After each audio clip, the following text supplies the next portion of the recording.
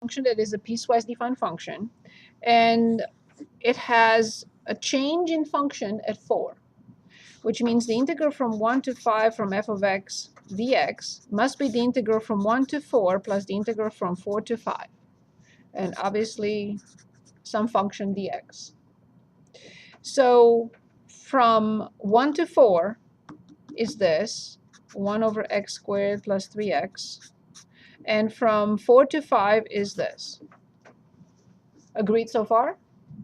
Okay, so then I know that this is negative 1 over x plus 3x squared over 2 from 1 to 4. And this one is our favorite one, x to 3 halves, because we had it so many times, from 4 to 5. And it's ugly, as you see. When I plug in 4, negative 1/4 plus 16 divided by 2 is 8. 3 times 8, 24. Minus, but plus 1, and minus 3 halves. When I plug in 5, I don't even want to talk about it. So this is plus 5 to the square root of 5 times 2 over 3. And minus, when I plug in 4, I get 2 cubed, which is 8. So 8 times 2/3. That's the upper minus the lower. Yes. Yeah, when I plug in 5, I have the square root. I have the square root of 5 to the third, which is 5 to the square root of 5, times this number, 2/3. And then when I plug in 4, it's nicer because I have the square root of 4, which is 2 cubed, which is 8 times 2/3. Okay, let's see if I can do anything here. Negative 1/4 plus 25 minus 3 halves plus 10 to the square root of 5 over 3 minus 16 over 3. Awesome. Yeah, looks beautiful. Okay, you can leave it as is. Otherwise, we have to find the least common denominator, which is 12. A 3, a 12, a 6, a 4, and a 4. So negative 3 plus. So how much? 25 times 2, so it's 50, and 25. 2, is it 300? No. Yeah. Minus 18 plus 40 to the square root of 5 minus, what is this? Yes, thank you.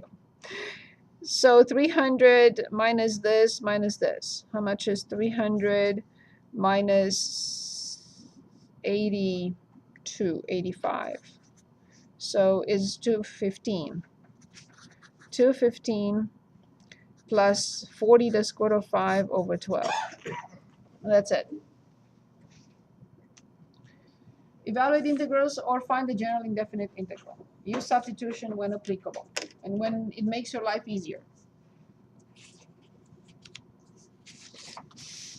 Would you also accept the decimal? No, I prefer you, if you don't want to add it and you can't find the least common denominator, is too long, just, leave it as is. No decimals, please. Because it tells me whether you have an error or not. A decimal, I'll have to find decimal myself. Okay, so we're working on the integral from 1 to 4. 5 minus 2t plus 3t squared dt.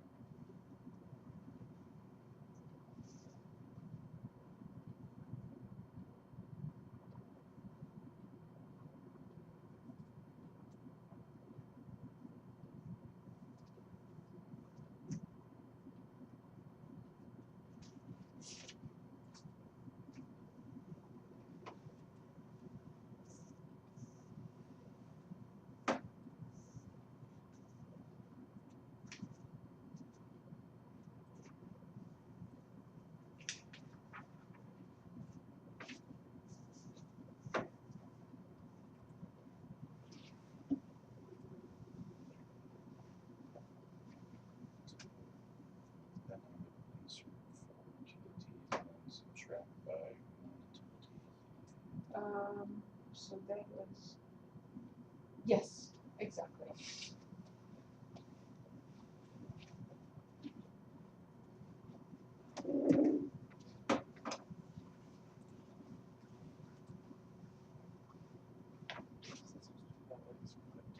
Five to the x. Just remember that when we differentiate, it's a very good question. So if I have e to the x prime, this is e to the x. But if I have 5 to the x prime, this is 5 to the x times natural log 5. So if you have 5 to the x, this goes to the denominator. So 5 to the x over natural log 5 prime will be your 5 to the x. So the antiderivative of 5 to the x is 5 to the x over natural log 5. That's all.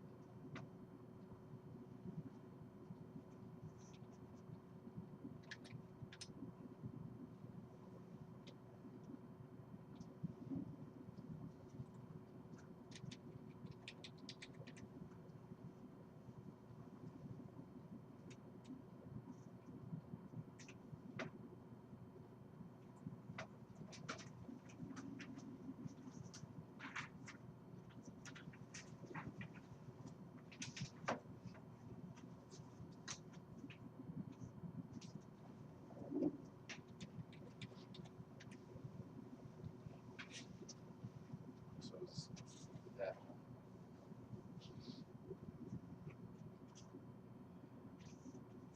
You have to put in parentheses in the bar. But, yeah.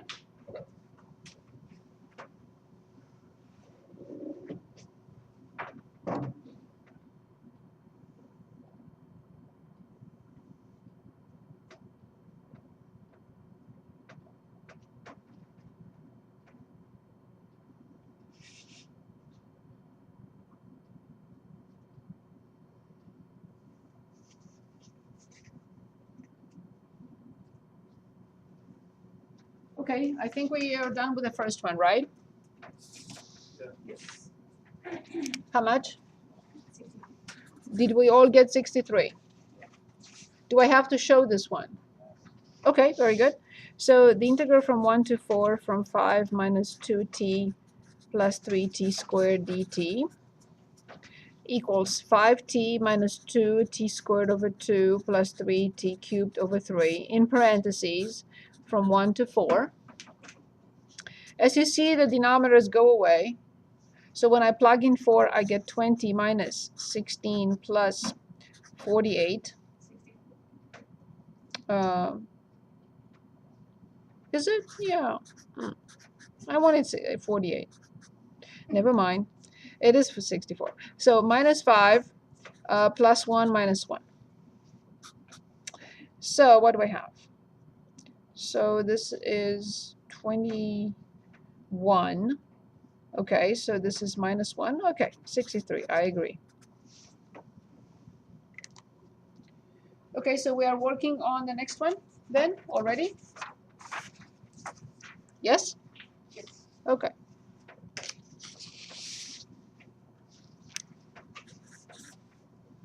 So the integral from 1 to 2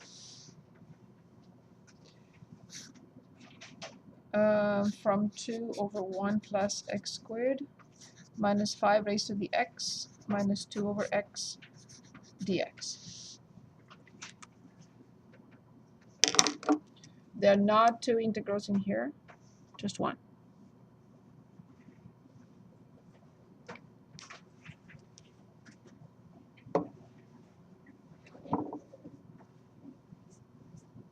So would this be 2 arctanes? Yes, exactly.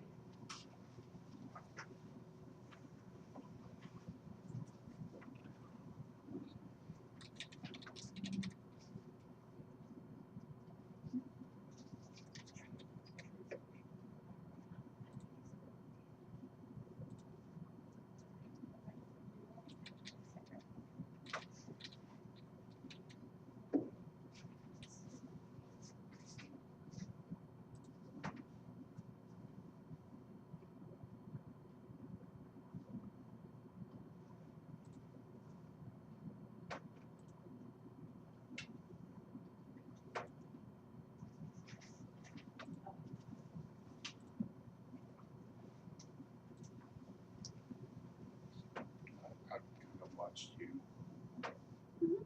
Yeah.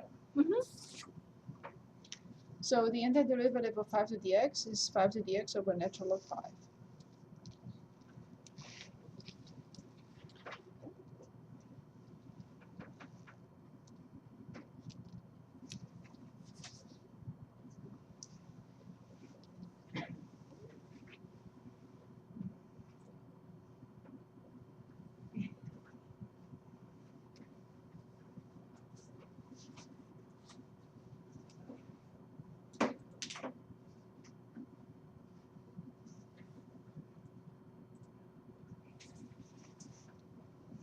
So it would be this.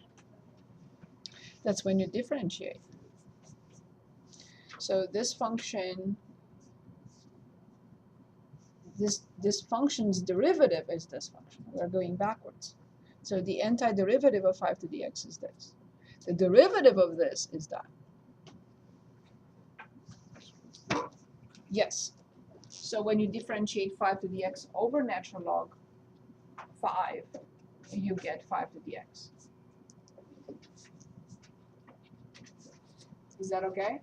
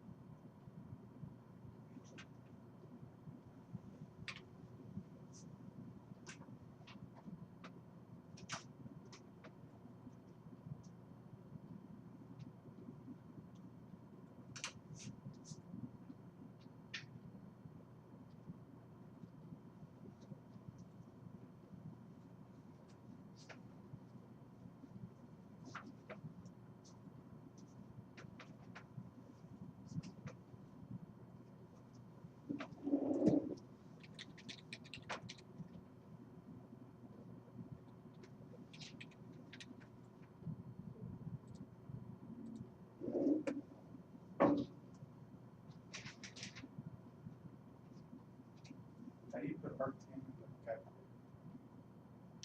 Tangent inverse.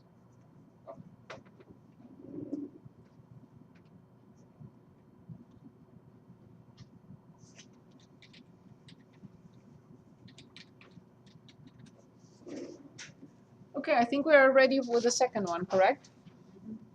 Okay, so this is 2 arctangent x minus 5 to the x over natural log 5 and minus 2 natural log of the absolute value of x from 1 to 2.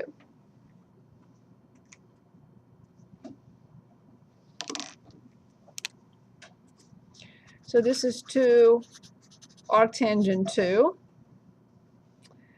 minus, plug in 2, 5 squared, 25 over natural log 5 minus 2 natural log 2. And now minus 2 arctangent 1. This I don't know and I don't care. But arctangent 1 will be replaced by which angle has tangent 1? There's only one angle that has tangent 1.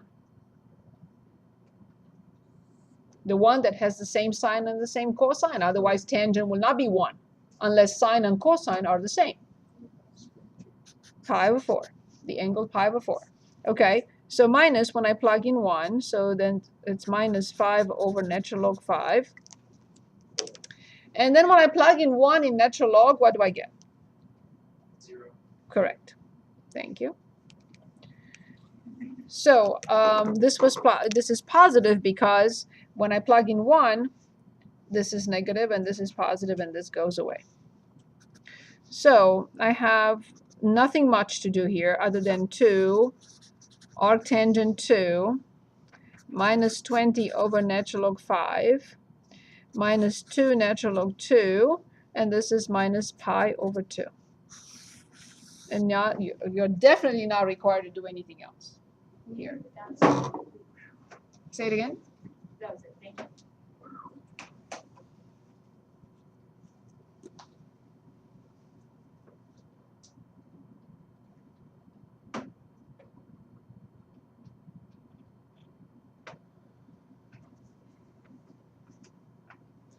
Any questions?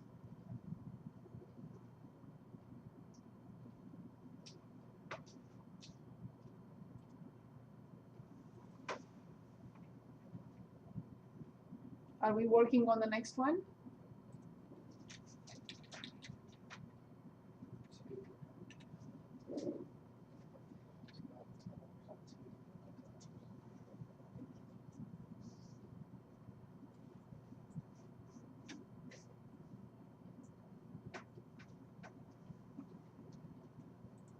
How'd you get the pi over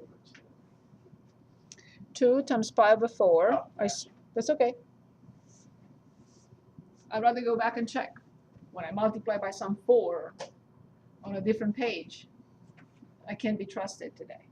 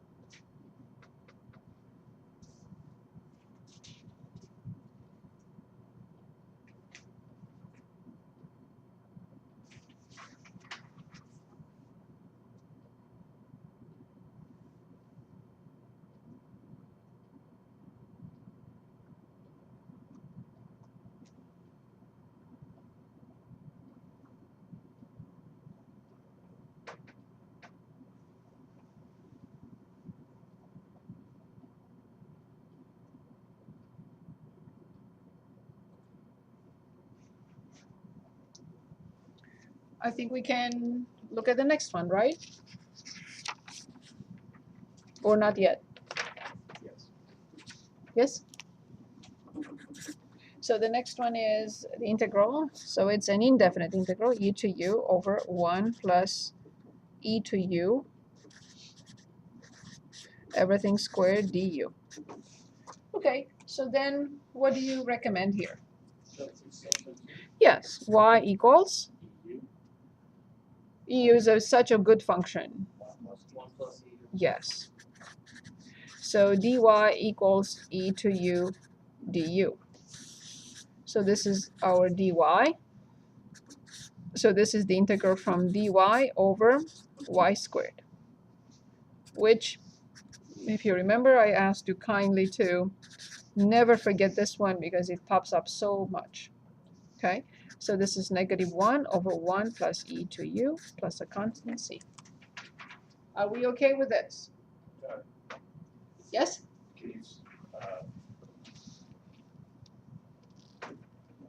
We don't want to denote e to u by another letter because e to u is really friendly.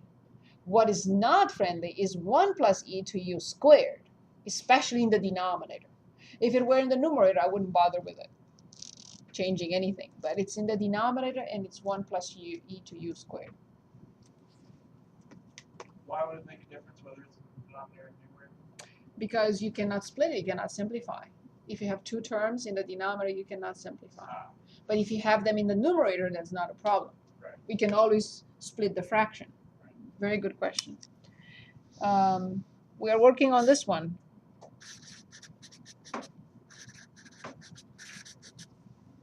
Right? Did we finish it or not yet?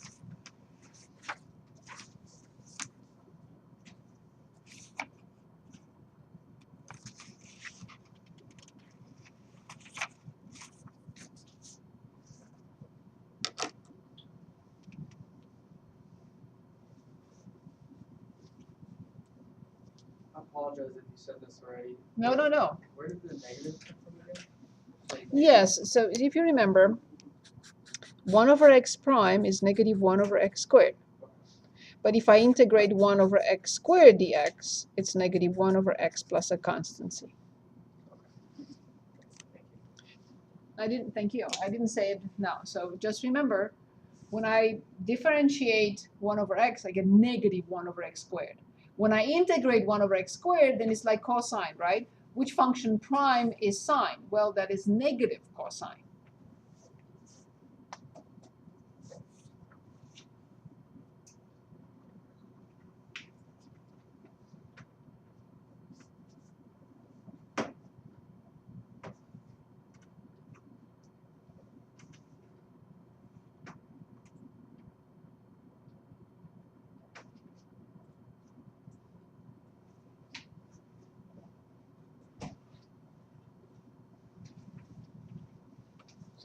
all of this.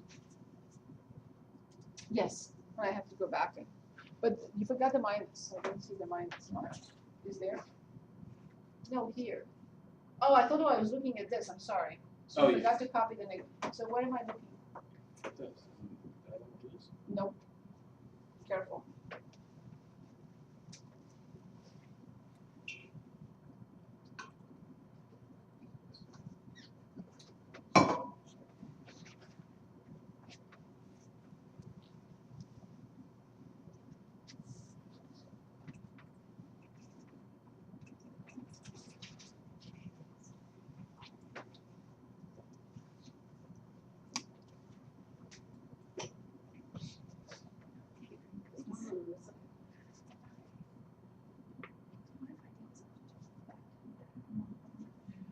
No, but okay. But if it's wrong and you don't show any work. But I understand some of these problems are not that difficult. You really don't need a substitution. I understand. Right. It's not like I just substituted in my head and did put it right. Like I really just thought about it Okay, but show some work just to make sure. for a chance. Yeah. Okay, thanks. Thank you.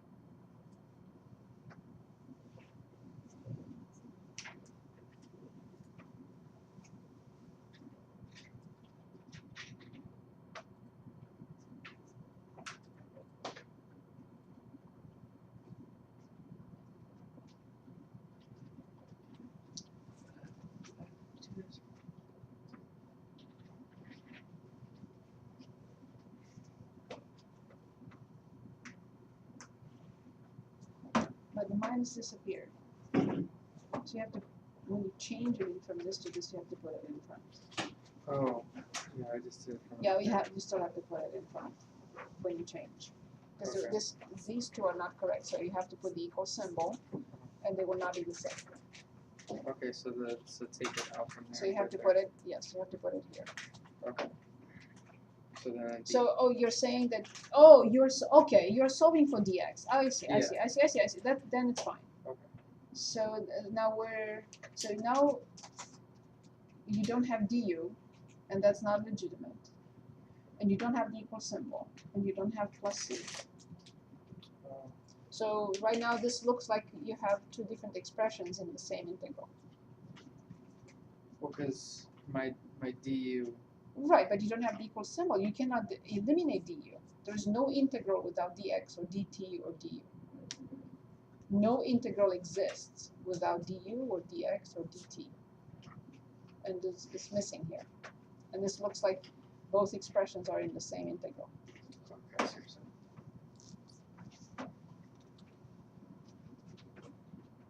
Yes, perfect. I just wanted the equal symbol. Oh, I For see. some reason. For- Yeah, yeah. So Okay. so I can. But Yeah, that's perfect. Okay, I see that we can finish this one, right? So obviously sine x is nice and friendly, but cosine to the fourth is really not. So I'm hoping that y equals cosine x will help. So dy equals negative sine x dx. I have what I need here, but I need to multiply by -1 twice. So I write the equal symbol, so please write the equal symbol. So this is y to the fourth dy. Because dy is this with negative. If I multiply by -1 twice, I have 1. I don't change anything. But this piece with this piece becomes dy. And the negative stays outside. Is that okay? So this is not good enough for dy. I need a minus as well. So I multiplied twice. Now this is dy, which is here. And this is y to the fourth. But I have a minus in front. Is that better? Yeah. Should I do it again? Now Y to the fifth over 5 plus a constant c. And this is negative cosine to the fifth over 5 plus a constant c. Is that okay?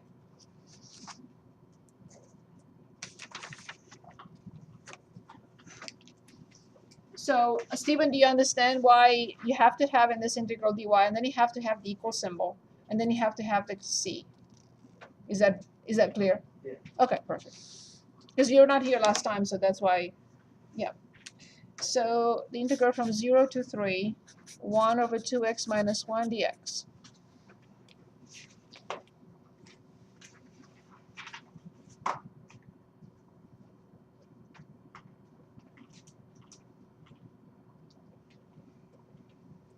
Is this okay? Do we have an answer or not yet?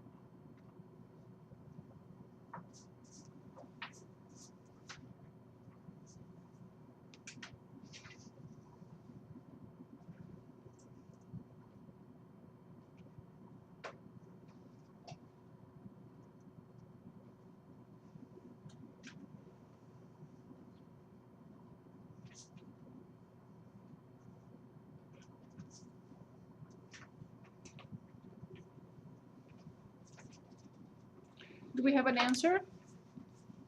you substitute them.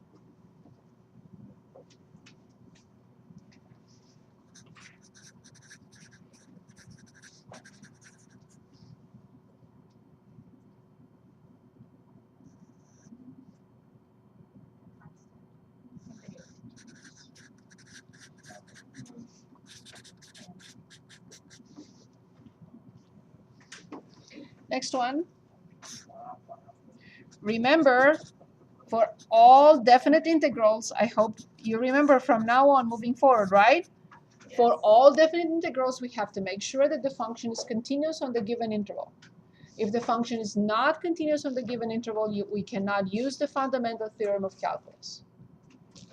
And this function is undefined at 1/2, and 1/2 is in the interval 0, 3.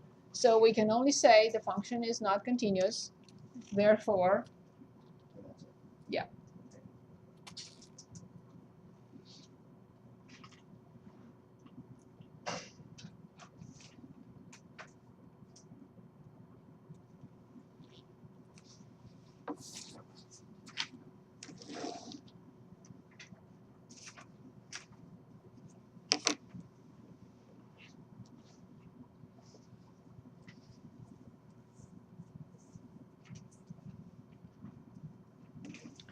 Do we have an answer for this one? Correct. Why? I have to write y. Symmetric interval and Continuous. symmetric interval doesn't mean that. Very good. Perfect. Okay, How is it on? you have to find f of negative x. Odd function. Oh, on. Okay, use the midpoint rule with 4 subintervals to approximate the integral. No one can find an antiderivative of this. Don't even try. So the integral from 0 to 8 from sine the square root of x dx. Justin, is that okay? So when you plug in f of negative x, you get negative f of x. Because sine is an odd function and x squared is an even function. Okay, so we want 4 subintervals with a midpoint.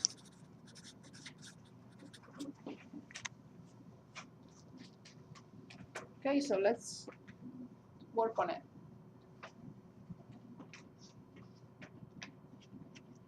And the answer has to have 4 decimal places.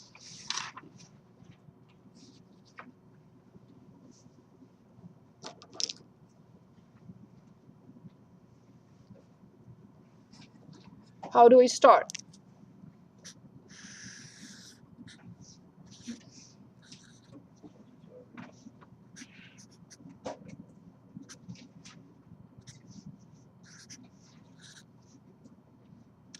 Four subintervals, 1, 2, 3, 4. What is the midpoint here? 1, 2, 3, 4, 5, 7. Good.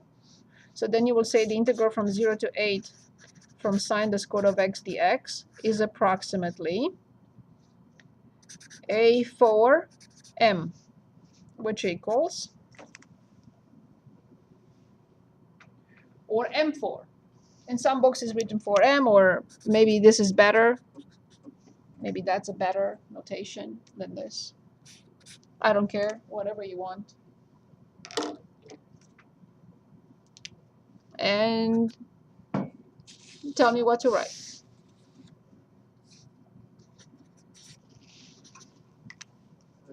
sine.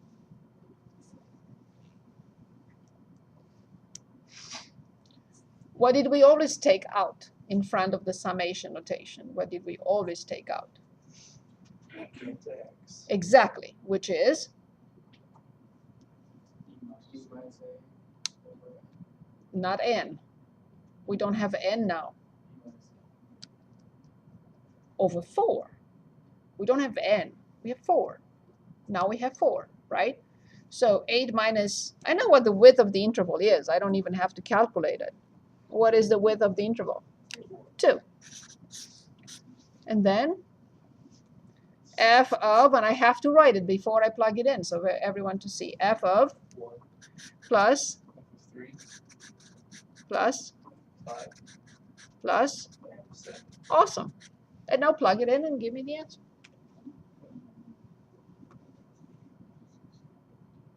Not too bad, right? To approximate an integral that I cannot determine the antiderivative for. Not too bad. Would you agree? Yeah. Yeah. Is it a rough estimate? Of course it is. But since we're using the midpoint rule, then we're going to be quite close. But there is nothing I can do. I can't check because I can't find the antiderivative. I cannot find a function whose derivative is sine the square root of x.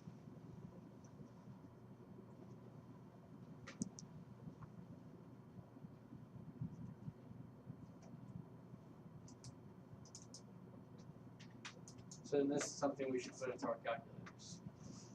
I definitely, of course, you can determine it without the calculator. And then I'll show you what I would do in this case.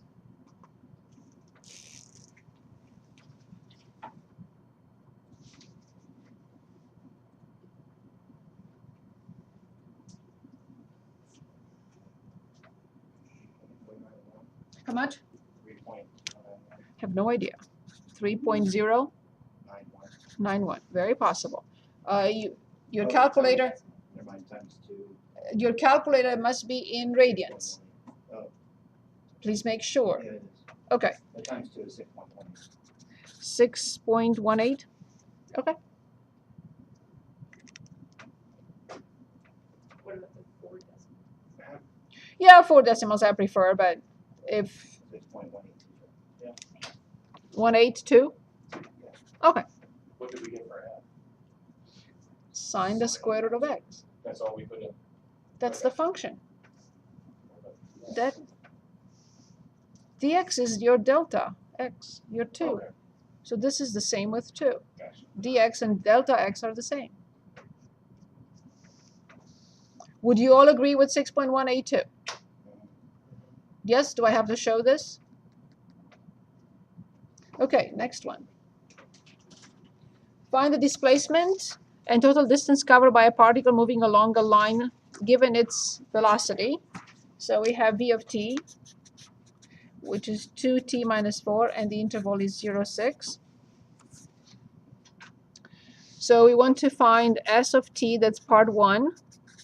And then we have to find the total distance, which is the integral from 0 to 6 from the absolute value of v of t dt. Total distance is the integral from 0 to 6 from the absolute value of the velocity. Bless you.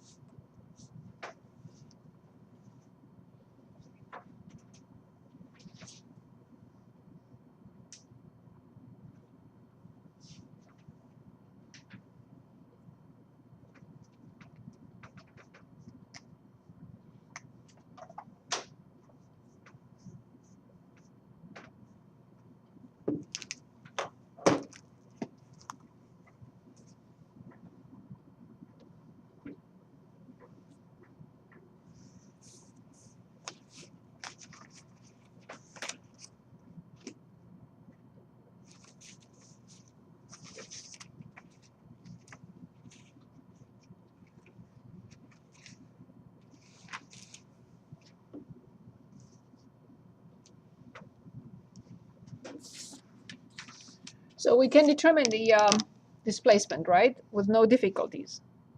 So s of t equals the integral from 2t minus 4 dt, which is 2t squared over 2 minus 4t plus a constant c, or t squared minus 4t plus c. This is clear, right? But the total distance, so remember, first we have to look at the absolute value of 2t minus 4. 2t minus 4 is 2t minus 4 for t greater than or equal to 2, or negative 2t plus 4 for t less than 2. We know this from the absolute value. Is that okay?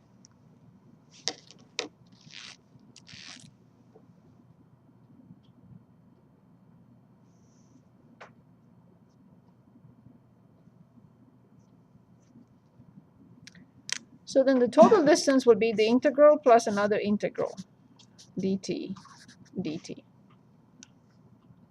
So we have 0 to 6. Yes, from 0 to 2, and from 2 to 6. 0 to 2 from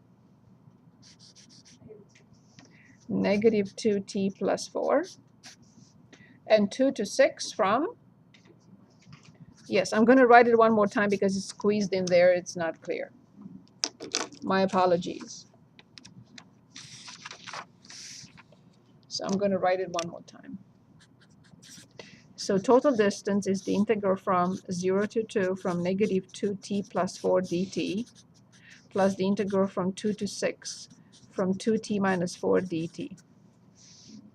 And this is negative 2 t squared over 2 plus 4t, and this one is between 0 and 2. And the other one, 2t squared over 2 minus 4t from 2 to 6. If you say that this is okay, then I'll plug in the numbers. Nico, is this okay? Yeah, where? The bottom, like the last line? Here? Yeah. So I just, negative 2 is this, t squared over 2 plus 4t from 0 to 2 plus 2 t squared over 2 minus 4t from 2 to 6. Is that okay? Did I miss something? Where did that come from? Because I have the integral from my absolute value, and this is 2t minus 4. And from, remember from last semester, this, the absolute value of 2t minus 4 is 2t minus 4 for t greater than or equal to 2. Yeah, I'm trying that. Or negative 2t plus 4 for less than 2. So the interval is 0 to 6. I have a particular function between 0 and 2, and a different function between 2 and 6. Is that okay so far? Yeah, I'm tracking all that. So which function prime is t? Okay. T squared over 2. Which function prime is 4? 4t. Yeah. Better? Yep. So now I plug in 2. There is no need to plug in 0 here. So I have minus 4 plus 8. And when I plug in 0, it disappears. And then I plug in 6. I have 36 minus 24 minus 4 plus 8. Remember, you have to change the sign when you plug in the lower limit. So let's see. Okay. These 3 go away. And this is 12, and this is 20. So the total distance covered by the particle between 0 and 6 is 20, whatever units. Meters. Okay? If it is in meters, then it is in meters. 7. Verify the inequality using the properties. So we have Displacement, total distance, or everything. displacement is the function. Oh, Very good. Good question. Hold on. This is the displacement. okay. The total distance is a number.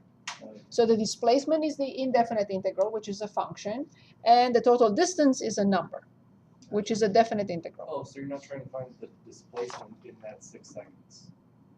No, the displacement function is this, and then I want to determine the distance covered by the particle, which is 20. Okay, the integral from 0 to 1 from e to the x, cosine x dx, they say, show that is blah, blah, blah.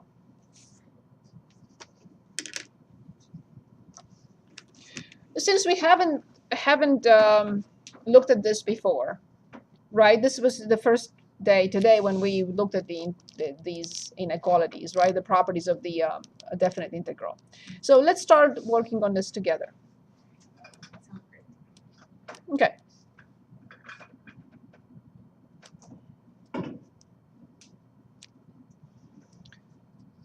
You go first. So of course I have to start with, X. yes. So I know that x is between 0 and 1. Okay. If x is between 0 and 1 radians, what about cosine? And I have to be very careful here. Please be very careful. So look at the graph of cosine.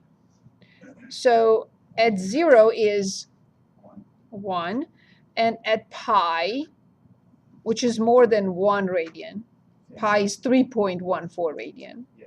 So I'm way too far. How much is cosine? 1. Careful. Or negative. I meant pi over 2. I'm sorry. Sorry. Oh. Sorry. 0. 3.14 divided by 2 is definitely more than 1. Okay. So it is 0. So be very careful because the function cosine is a decreasing function between 0 and 1. So this is more than 1. I don't know exactly where 1 is. I don't care. But between 0 and 1, the function decreases. So when x is between 0 and 1, I will write cosine 0, cosine x, and cosine 1. What is the direction of the inequality? Down. The other way, right? So because cosine 0 is bigger than cosine 1. Very good. Okay. I know cosine 0 is 1, so I have cosine x less than or equal to 1 and less than or equal to cosine 1. So I reversed it because it should be from left to right.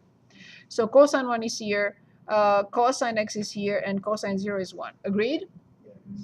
Okay. Am I allowed to multiply all three sides by a number that I know for sure that between 0 and 1, because the discussion is between 0 and 1, it's a positive number without changing the inequality symbol? Okay.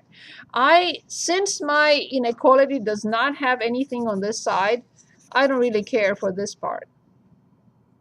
Only because I don't have anything here. So I don't care about that. So this is a triple inequality. 1, 2, 3 if you want. So I don't have anything on this side. Why would I carry this part along? I mean, I can. It's not going to hurt, but I don't need it. Yeah. So I'm multiplying both sides by e to the x cosine x less than or equal to e to the x. So I found a function this time. This is the first property, right? If a function f of x is less than another function g of x, then obviously the integral from 0 to 1 from this function dx must be less than the integral from 0 to 1 from this function dx. Right? Let me show you the property. Here it is. If f of x is greater than g of x on the interval a comma b, then the area under f of x must be greater than the area under g of x. And the other way around. Is that okay? Yep. So I found a function e to the x cosine x, which is less than e to the x. If these two, this function is less than this function on the interval 0, 1, then the integral of this function, which is the area underneath, must be smaller than the area under this one. Right? So should I quote that property again? So if I have g of x less than or equal to f of x, then the integral from 0 to 1 from g of x dx must be less than or equal to the integral from f of x dx. Correct? Okay, so for now, the left-hand side is the integral from 0 to 1 from e to the x cosine x dx less than or equal to e to the x from 0 to 1. Because the right-hand side I can calculate. When I plug in 1, e when I plug in 0. So I showed that the integral from 0 to 1 from e to the x cosine x dx is a number less than or equal to e minus 1. I could have carried along the right-hand side, but there is no need, the left-hand side, but there is no need. Because the problem does not have a left-hand side. It only has a left and right. And we were using the middle part. So the last one, I know I only have less than a minute. So can you do the last one and then we can do it on Wednesday? Any questions? Is there anything that you